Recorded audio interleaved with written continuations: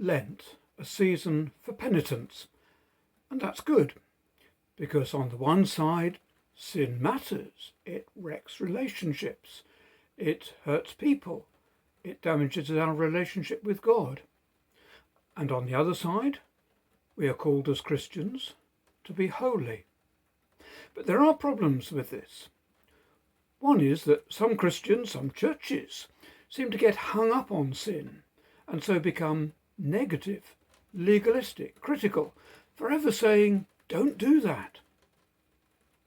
Another problem is that it's only too possible to beat ourselves up over some failing, perhaps a comparatively minor failing, and so miss out on the freedom, grace and love that God wills for us. The poem that Laura read on Friday's reflection speaks about this.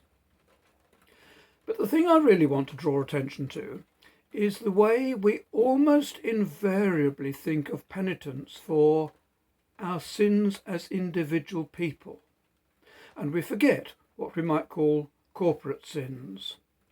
So, in the Ash Wednesday service last week, we confessed our personal sins and we could individually have the mark of the cross. Nothing wrong about that, but it just leaves a huge amount out. The other day I watched a video featuring young Christians. A couple of them remarked on the way that they'd seldom heard a sermon on climate change. But surely what we're doing as the human race to the planet by climate change, pollution and overuse of resources is a sin of the greatest magnitude, both because our planet is part of God's creation and we're supposed to look after it, and because as we plunder and pollute the planet, it's usually the poor who suffer the most.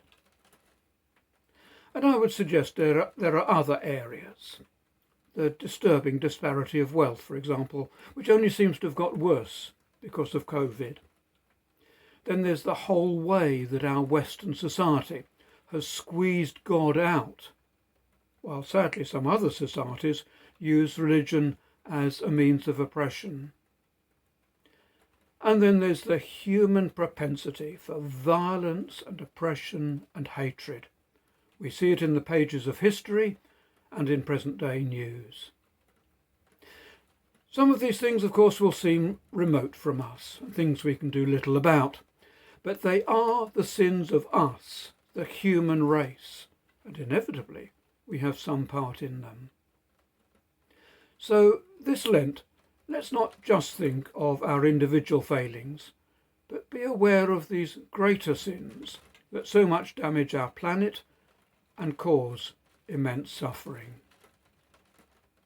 Lord, have mercy. Christ, have mercy. Lord, have mercy.